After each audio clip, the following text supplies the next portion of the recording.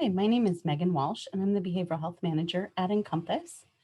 And this is a recording of a workshop that Jennifer Earnman and I led at Encompass in person on August 24th, 2021.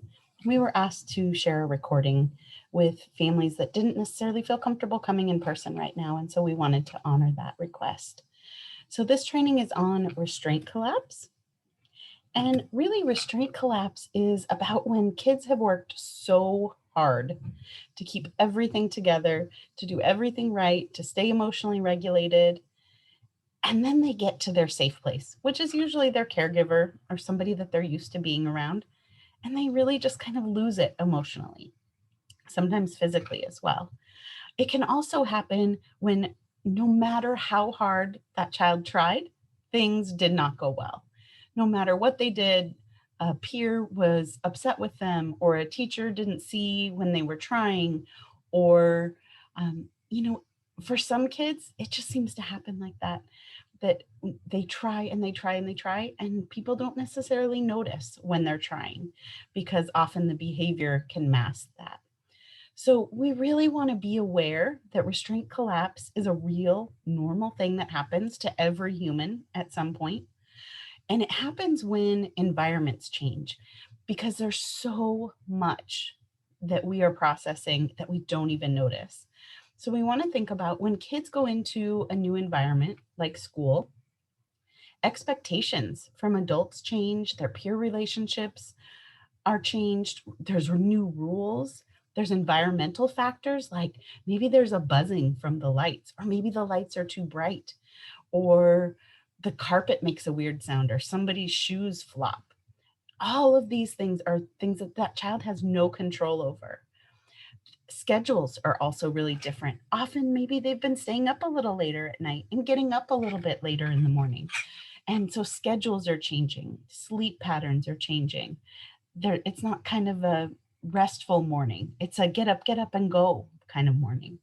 So what we want to think about is all of those pressures and changes on kids and on ourselves as adults, because I know I have experienced restraint collapse many a time.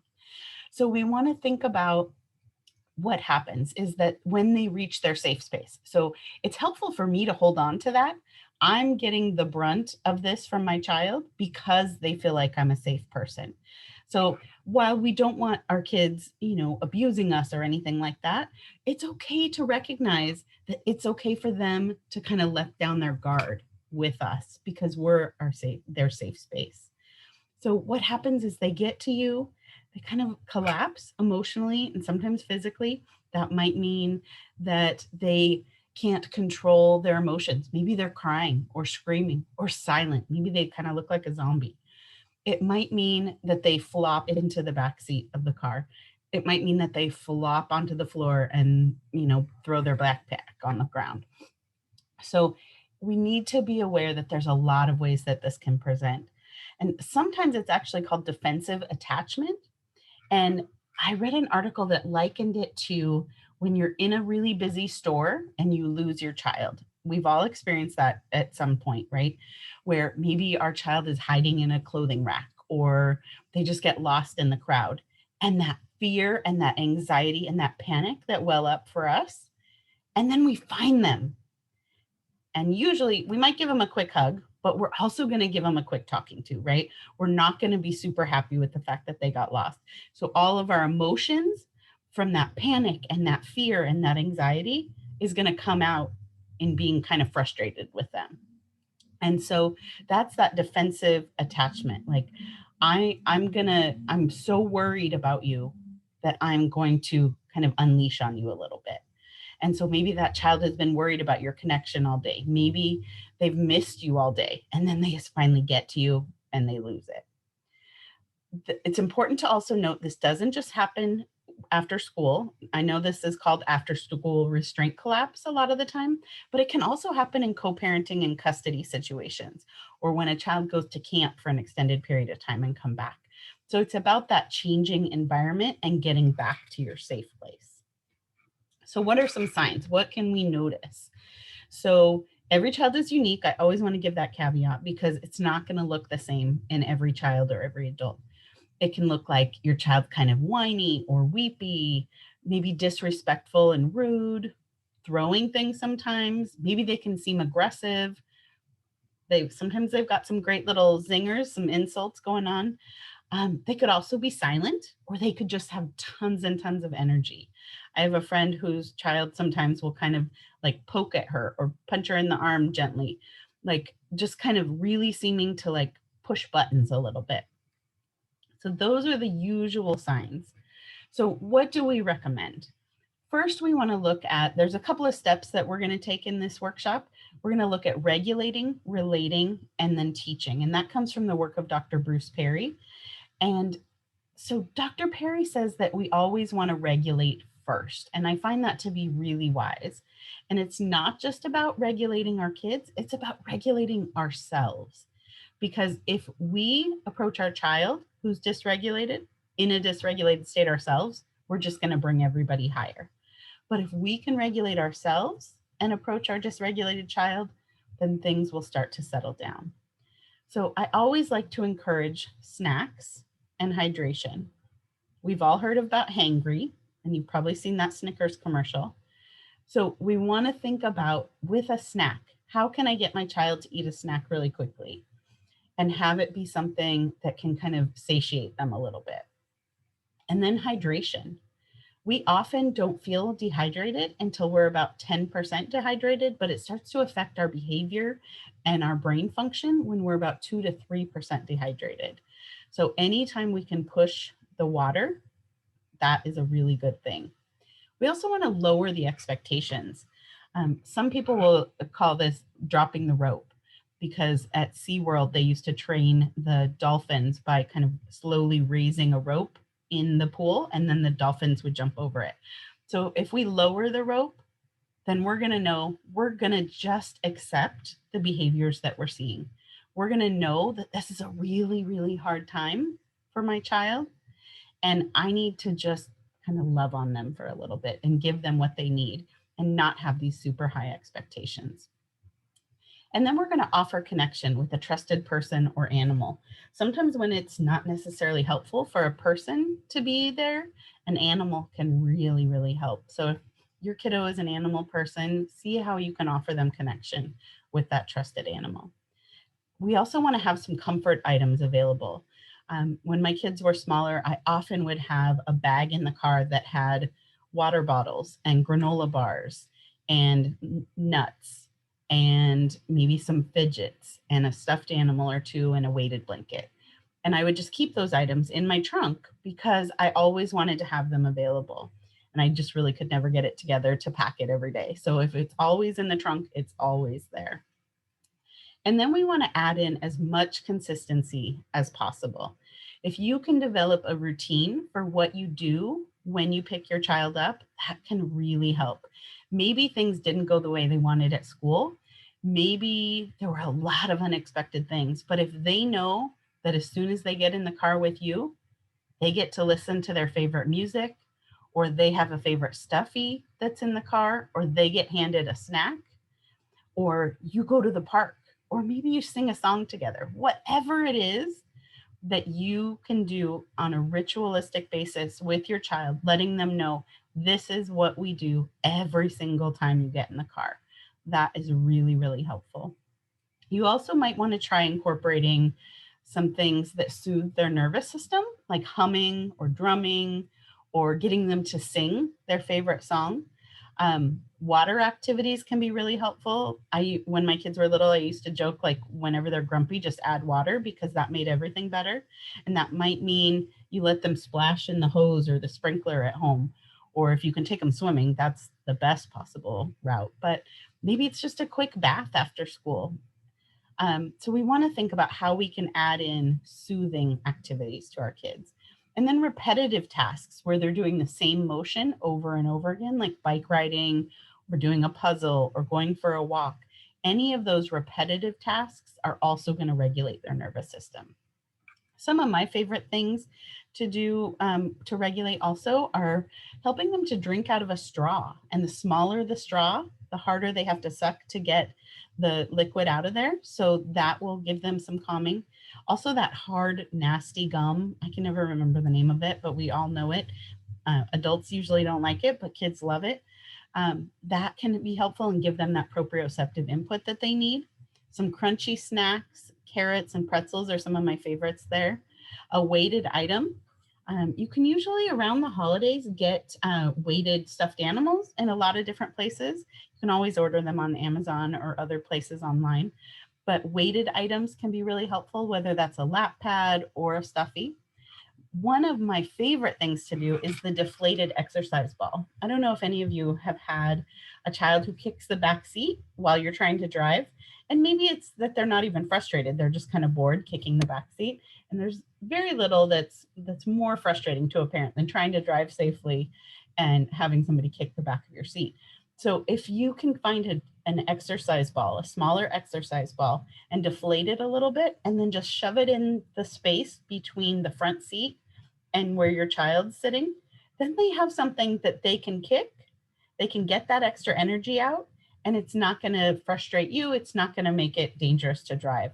So, a deflated exercise ball can really be a great tool for parents to help in regulating. After we've regulated the parent, we're going to regulate the child, and then we're going to relate to their feeling.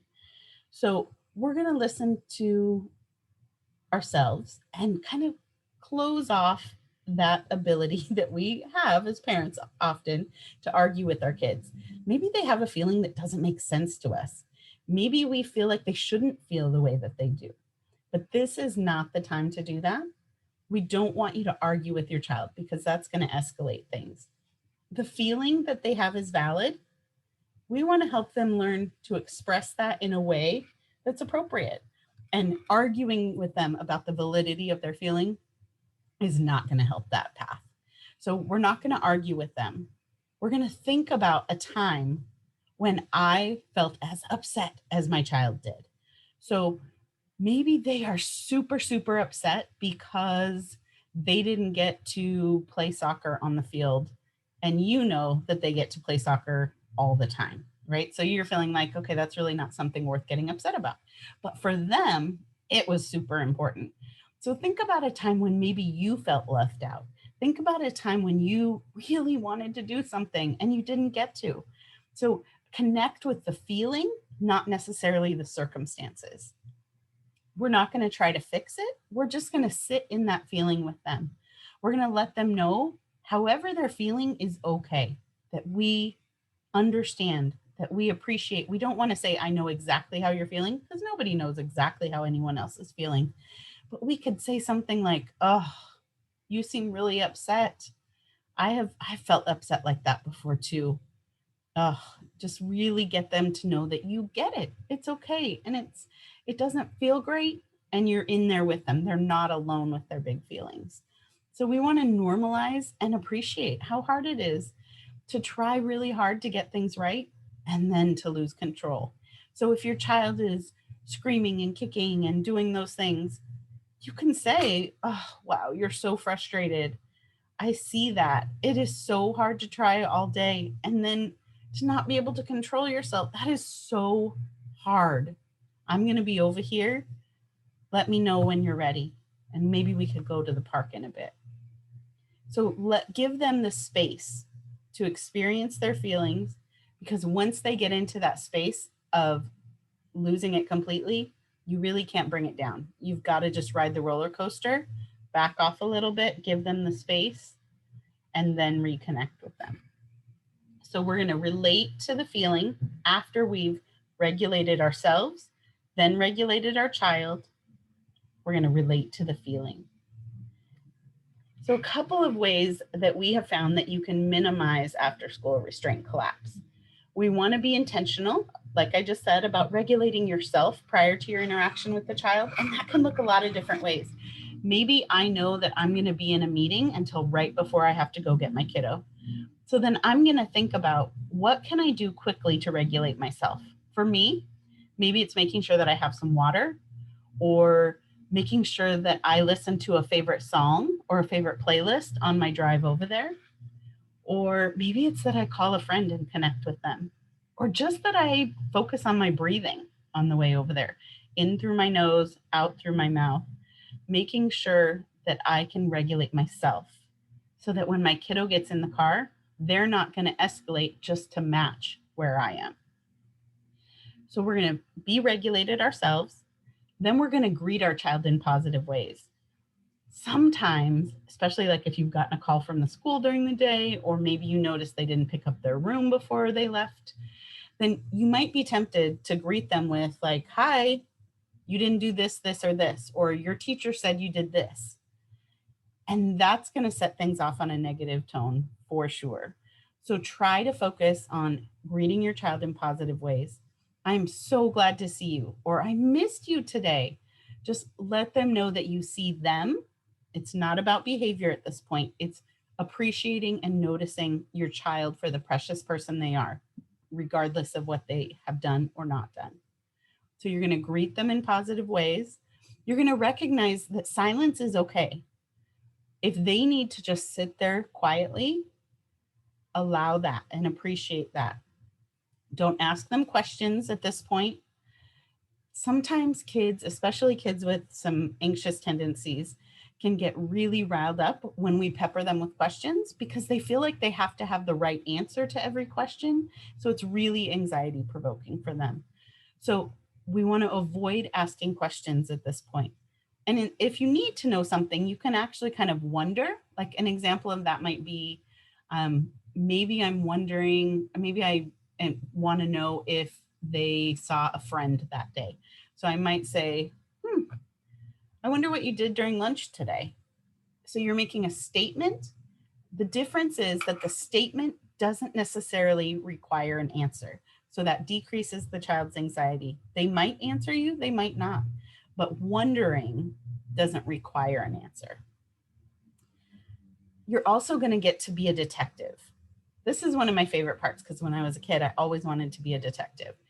So we want to think about what helps my child. I want to watch. I want to wonder again. I want to think about what my child may not know what they need. They might not be able to ask for it. And so I want to think about and watch for things that are calming to them, because the things that are calming to me might or might not be helpful to them. So we want to give them a chance to just live their life, and we want to watch for what's calming and what's kind of escalating for them. And so watch for those calming things and just provide it to them. I would caution you to not, and sometimes you want to offer, it just depends on the kiddo and the circumstance. So again, be a detective and figure out what works for your kiddo. But sometimes it's really helpful if you know that your child needs water and you think that that's probably what's going on, you can just get them a glass of water or get them a bottle of water and put it down near them and walk away. That often will work much better than saying you need to drink some water, because they're going to kind of put up some boundaries and fight back against that. So some kids thrive with more control. So the more choices that you can offer them, the better. So every tiny little thing that you can offer them a choice on is going to kind of help take away those control battles over the bigger things. So if you're sitting down at the table, you might say, do you want the green placemat or the white placemat? Or do you want a spoon or a fork? Anything. And maybe that it's easier to eat noodles with a fork, but offer them a spoon and they can figure it out. If you have two straws that look exactly the same, ask them which straw they want. Any tiny little choices. Some of my favorites when my kids were little are, do you want to put this shoe on first or your other shoe on first? Do you want to step out of the car on the right side or the left side? I don't care which side of the car they get on. What's important to me is that they get out of the car. So offer those choices, and that can be really helpful. We also want to encourage you to increase your connect time when you're together. So increase that time that you're paying close attention to your child and your child is engaged with you and seeing how much you enjoy interacting with them. If you want some more tips on that, we have a great Connecting with Your Child tip sheet on the Encompass website. So please feel free to click on resources and you'll be able to find all of our wonderful tip sheets there. Um, we also would encourage you to stay connected throughout the day. You can do things like put a little note in their lunchbox or draw a heart on their palm, and draw a heart on your palm and let them know that you can think about each other whenever you see that heart during the day. There's a great little book called The Kissing Hand about a mama raccoon and her baby and how they go about their day looking at the little hearts on their palms and know that they're thinking about each other. That's a great book to read to your kids and then do that the next day and help them to know that you're staying connected all throughout the day. Another thing that can work really well is prescribing the meltdown. So you might say something to them like, when I pick you up from school today, it's going to be a long day. Some good things are going to happen, some not so good things are going to happen. And you might feel like you need to scream and cry. You might feel like you need to celebrate. Any of those feelings are okay. And mom's going to join you, and then we can go to the park. And then you do that and you really join them in either that commiseration, in that celebration, whatever it needs to be for your child, join them in that feeling. If they need to throw up their hands and shout and kind of dance around because it was a fantastic day and they're feeling good, join them in that feeling. If they need to flop on the couch and cry and scream and stomp their feet, join them in that because then they're not alone in it and it will likely be a lot less than it would be if they were alone in it. And then go do something fun together. Okay, so we've regulated ourselves, regulated our kids. We've related to them, let them know that, hey, I see that feeling. I've felt that way before, and we're a team and we're going to get past this together. And then we're going to move on to teaching and planning. So while we aren't going to try to change the behavior initially or the feeling at all, what we are going to do is teach them to change the behavior and get their need met in an appropriate way that's more helpful for them. So we're not going to do this immediately because if you try to do this immediately, they're just going to dysregulate again. You're going to wait until your kiddo has really calmed and you've done something fun together and kiddo's connected. And then you're just going to wonder together about what happened. You might say something like, you know how earlier today you got in the car and you were so upset? I wonder what happened there. And just wonder. So no guilt, no shame, just wonder together about what happened and listen to their perspective of things. Often they'll have experienced things that we wouldn't have even noticed. And maybe their teacher and peers didn't even notice. So we want to listen to their perspective and think about what contributed to that. And you can kind of discover together where support could have been provided along the way. Like maybe you hear that they didn't have anybody to sit with at lunch. And so you can think about what could you do if that were to happen again? Or even better, if that had happened to your best friend, what would you want them to do? So if you can kind of externalize it a little bit, like if it had happened to someone else, what do you think that person could do? Because that will help them to really be able to think through it without getting stuck in how horrible that felt to them at the time. So we want to use this as an opportunity to expand their network of support, let them know who they could go to, identify maybe some safe people in the school. Who do they really feel comfortable? Maybe it's the counselor, maybe it's the principal or vice principal, maybe it's the lunch lady, maybe it's their teacher, maybe it's the PE teacher or music teacher. You never know. So kind of touch base with them and figure out who's safe. Who do they know? What other kids could they go to that are usually safe for them? And help them to realize that there are signs that they're starting to get upset. Help them to notice where they feel feelings in their body and seek support when they start to notice those feelings. So there's another great tip sheet on the website called emotion coaching, and that'll kind of coach you through that process of how to do that. You could also talk with a therapist about that if you'd like some more information. It takes a lot of practice and it takes appropriate responses from caregivers over and over and over again. Think about it as we don't learn things the very first time. We need to see it done. We need to watch it done again. We need to practice it ourselves and have it not work so well and then tweak it a little bit. And so, just like how adults learn things, kids learn things. And if you can learn through play, that happens much, much faster. So, if you can even role play with your kids, maybe you pretend to be them and they can be somebody that they had a conflict with. And so, make it fun and make it silly, but help them to know that you're going to work through it with them. And again, this is going to happen over and over again, that we're regulating ourselves, regulating our child, relating to them, and then teaching them some skills that they need to have to manage those big feelings. So the people in the on-site workshop got to work together to develop an individualized plan. But we have available, and we'll make it available however you get this video, where we will email you or have a link where you can get our Managing Restraint Collapse worksheet.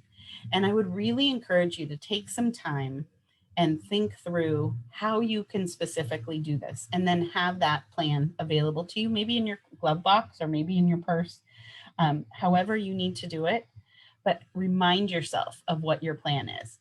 So I want people to think about 2 to 3 things that they could do to regulate themselves before they interact with their child.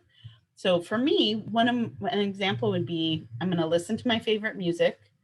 I'm going to sing out loud because that's going to calm my nervous system. And I'm going to make sure I have at least 3 glasses of water in the day before I go pick them up. And then I'm going to have a healthy snack as well.